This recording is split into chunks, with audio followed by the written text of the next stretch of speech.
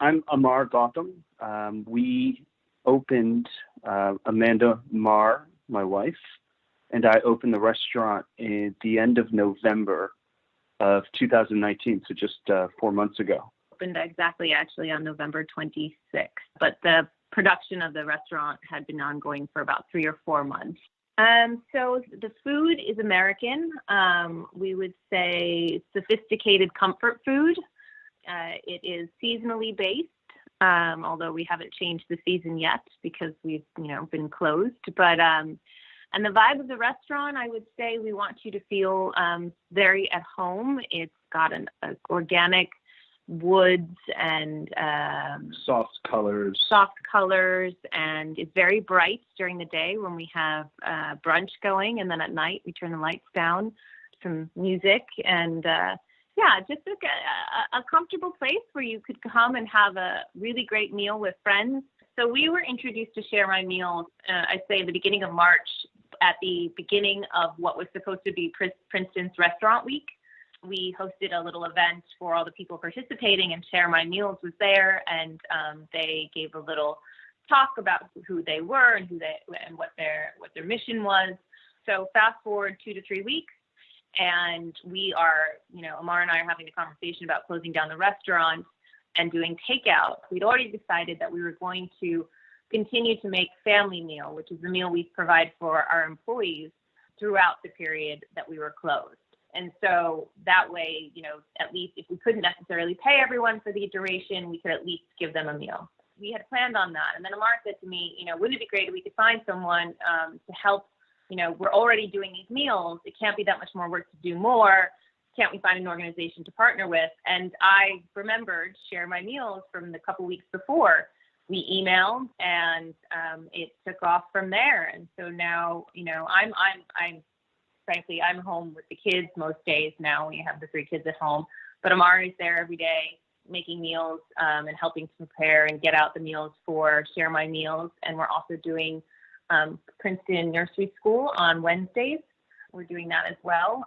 And so we were able to keep some staff on. We paid our staff for a few weeks, but then ultimately thought it was best if we lay them off so that we could then, hopefully they can take advantage of the employee unemployment packages. And then going forward, we're hoping, hopefully with this new payroll protection program, that we'll be able to hire back at least some of the staff in the near future. So, so we've been doing Share My Meal 6 days a week.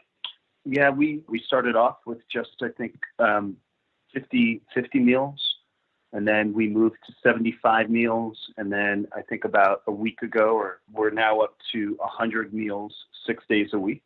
And for us, there was this sense of we want to help people who need food, right? So how do we go about figuring out that process?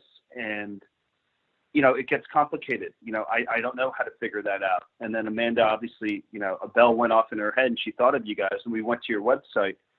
And you're helping the exact people who we wanted to help. So rather than us trying to figure it out, we were able to partner with you. And I think it's a great partnership because I've got some talented people and I've got this massive kitchen and we can get food and the people who need it. So I think it's a great partnership where we're both, doing our share and helping people who need it. If you're tired of arguing with strangers on the internet, try talking with one of them in real life.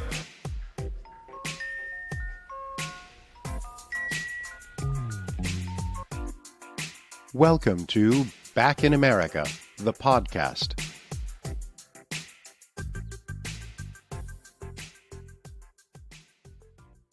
I am Stan Bertolo and this is Back in America. Today I'm speaking with Isabelle Lambotte, the president and co-founder of Share My Meals. Share My Meals is a non-profit organization that fights food insecurity in Princeton by recovering meal surplus. Isabelle, would you like to introduce yourself? Yes, sure. So my name is Isabelle Lambotte. I'm from Belgium. I grew up in Belgium and I stayed there for 35 years. I worked for Abbott Laboratories for 10 years. in Belgium, and I've been lucky to encounter my husband. He was also working for Abbott Laboratory at that time. Never in the same country as me, but we had the chance to meet each other during international meetings once every year. But finally, we decided it was worth it to get married. So I resigned and I follow him in different countries of the world because of his position. He had to move from one country to another time. So when we got married, we went to Portugal. Then 2 years after, he joined Bristol Myers Squibb when we went to Italy, where I had the chance to have 2 wonderful children. I must say that having children in Italy was probably the best thing of my life, because the way the people look at children and the way even the pregnant women are seen in Italy is much, much nicer than in the north of Europe. Unfortunately, we had to leave Italy after 3 years and we moved to Paris. And at that time, I was able to find an interesting job as a consultant in the pharma industry as well, dealing with managing infant nutrition, which was something that I was very used to because at Abbott I was in charge of the nutritional business. And I was very, very happy because at that time my children were a little older. I could manage that work mostly part-time, but it was a very good balance between family life and work life. And after that, we moved to the US, and here I am. I mean, a new life. At the beginning, kind of a cultural shock, because even though we think we live the same way, we have access to the same products and shops and everything, the culture is definitely very different. So, Isabelle, I think it's important for the listener to understand, as a disclaimer, that I am a member of the board of trustee of Share My Meal. We met last year after you posted a message on a WhatsApp group asking for help in marketing. That's how we got introduced, and that's how I discovered this amazing nonprofit that you've created. Can you tell us a little bit more about the main idea behind Share My Meals? So I've been working for almost 4 years with Liliana Moriello, and I've been working with her at a food pantry on every Wednesday with the objective of distributing food coming from a food bank to the people in need in the Princeton community.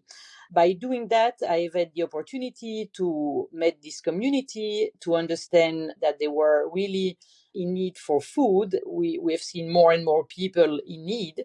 At the same time, I've been shocked by surprised or disappointed sometimes by the quantity or the quality of the food that we received. So it was most of the time not sufficient, or sometimes the quality was not good enough to be distributed. So I was kind of concerned about how could we help these people to be able to distribute them healthy meals and healthy food on a more regular basis. So I've been thinking, and I came up with an idea that all the big corporations, as well as the university, which are located here in Princeton, organize so many events and parties where there is a lot of food, and most of the time a lot of this food goes wasted. So I started making some research, and I found out that in fact in the US we know that more than 40% of the food produced is never consumed and never used. So that helped me to come out with an idea that we could probably think about an option to recover the unused and meal surplus that are produced by this for these special events, and distribute them to the people who are in need of food. So kind of rebalancing an equation between the food waste and the food demand. So making sure that we reduce the food waste and giving this food to the people who really need healthy food. So concretely, can you tell us how you operate? The organization started delivering food to the community last January. You partnered with one of the eating club of Princeton University, Tigers Inn. Take us through a typical pickup and delivery process. Okay, so we started with one of the eating clubs of the Princeton University. So the food that they cook and prepare every day, which has not been exposed to the public, is put in trays that we as an organization provide, which are non-disposable trays because we wanted to stay eco-friendly. And they put meals for a family of 5. Containing protein, vegetable, and carbohydrates. So each tray contains a healthy meal for a family of 5 people. Then when the food is ready, they call us and we pick up the food, the trays. We put these trays in insulated bags and we deliver within less than 60 minutes to the family who are enrolled in our program. So at the beginning, we had 15 families, and from the time we started, beginning of January, we have now reached 40 families that are served by Share My Meals. And how do you determine who the families are? Okay, so this is a very good question. We have the chance to have Liliana Morenilla in our team, and she's the outreach person in the public school. So she is really aware of the community who is in need. They make the request to Liliana. And so when we know that these people are really in need, we incorporate them in our program. Hello? Hey, Patty. Hi. Yes, hi. How are you? I'm good. Is now a good time? Good. Yes, fine. Patty Yates is a Share My Meals recipient and community leader. Patty, can you tell me how Share My Meals has been helping the community? People who I have passed out the meals to really, really enjoy the meals, and they appreciate them all very, very much. And I think that this was the best but the best thing that they could, do for people at a time like this. And to all the people who are volunteers and donators, we truly, truly do appreciate this. And there's not enough words to even say how much we appreciate and how much all the residents on Clay Street appreciate it. So, tell me a bit more about whom you are passing the meals to. Who are those I pass them to seniors. I also pass them to families who I know might be working just one day a week now. And I pass them to families that have been laid off. So I take turns passing the 5 meals around. Obviously, the business community in Princeton has been extremely impacted by the coronavirus pandemic. Can you tell me what you know about this topic and how much of an impact it has had on the community? It's devastating. The community, all the businesses really have closed down. So I'm Michelle Pirone Lambros and a Princeton native, and I have been recently on Princeton Council starting in January. I'm recently elected. And so I am someone who is very involved in the business community as well as on the council now. Most of the restaurants are completely shuttered. Some are trying to stay open and do takeout and delivery, which is working for some of the more casual dining restaurants. But for the larger chain restaurants, most of them are all closed right now. So it's been very, very difficult. My name is Michele Moriello. Here in the United States since 1997. I come from another country, Italy, and I've been working on the restaurant business, I want to say, almost all my life. I started when I was very young with my cousins. How long have you had the restaurant in Princeton? In Princeton is 15 years. Since April 1st of 2005, we just turned 15 years of anniversary. I doubled my business since I started in 15 years. Just now, I was thinking, I had the pleasure this year to spend my holidays in Italy back in December after 23 years when I left because I never had the opportunity to go back for Christmas. And I was thinking how I was thankful for the business that I had because it was doing so great. I had a beautiful group of people working with me, and I couldn't be more happy that I was. Then all of a sudden, I remember in December starting some news about the COVID-19 in China, breakdown in China. And I was going to start to get a little worried. Then in January, when I came back from my vacation, I heard that things were moving around in the world, and I got even more afraid. And then after, in the beginning of January, I already started to think that sooner or later this virus would be here in the United States too, and I started to get prepared. Like I told all my co-workers to be ready, save your money because we're probably going to lose our job. We're going to be closing the restaurant, and everything happened.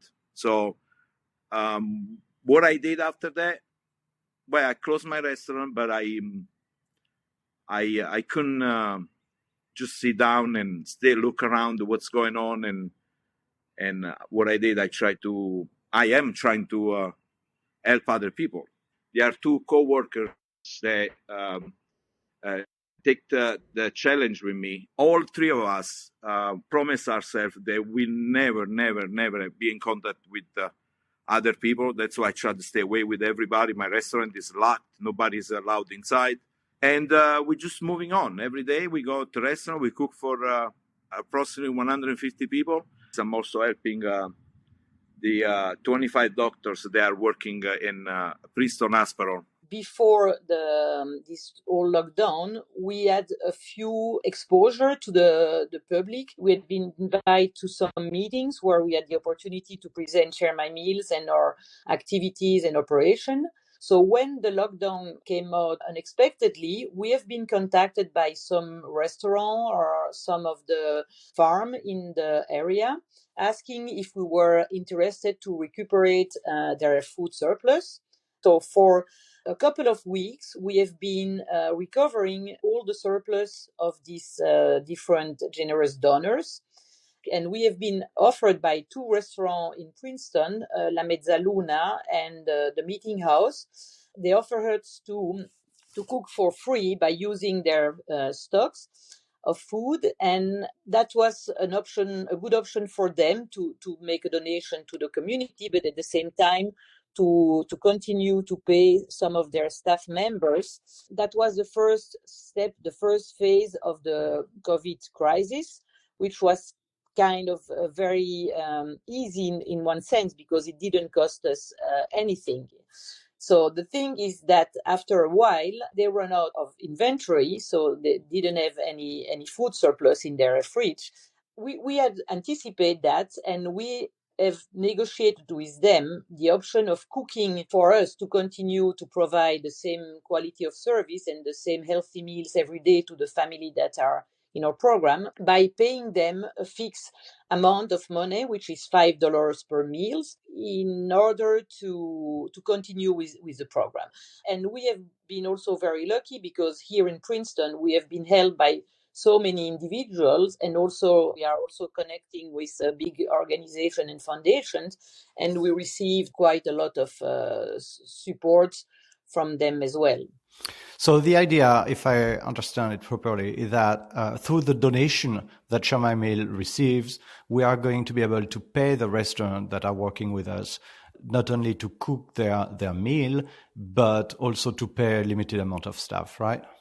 Yes, that's exactly that. It has to be a win-win situation where they stay active. They could pay a few of their staff members. So it means that these people will not become additional people needing for food, because we know that the people who work in this restaurant are also the same people who would be in very difficult situation if they lose their job.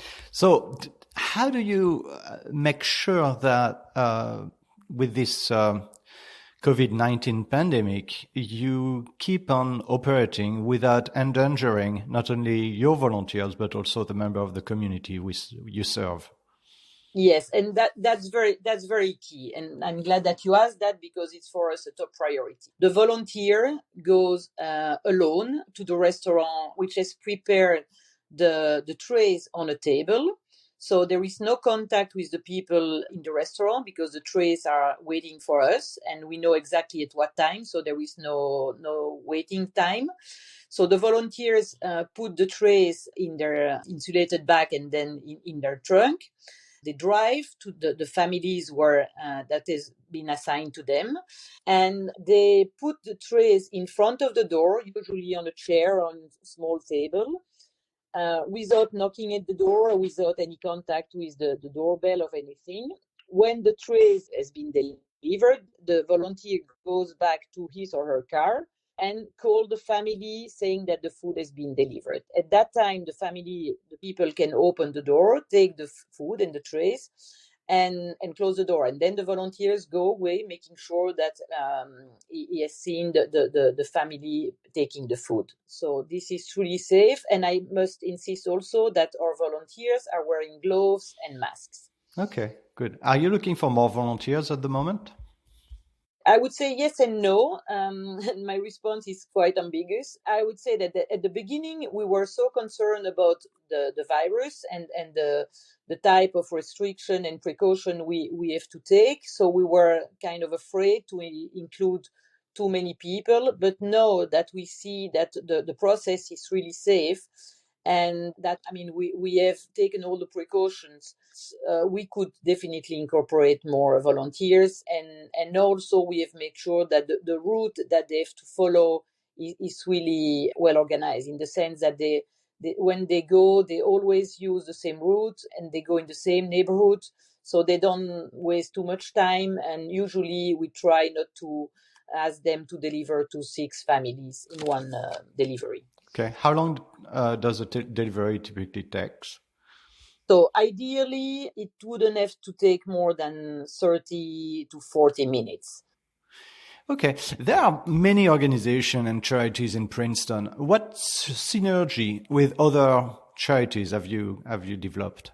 Now that we are in this crisis situation, I must say that I'm really amazed and very happy to see how close are all these organizations with each other. So the municipality organizes every Tuesday very interesting meetings where we are all present and share our experience, what we do, or we have adapted our operation in order to serve better the community. So I must say that no, I really feel that there is a real sharing of experience and that we all share the same purpose and we are helping each other. So we have partnering with Arm in Arm. We have also sent a lot of food to the Princeton Nursery School. So we all try to work together. Mm-hmm. And looking back at your experience creating this organization, what are some of the key learning and what makes you happy looking back at what you've done?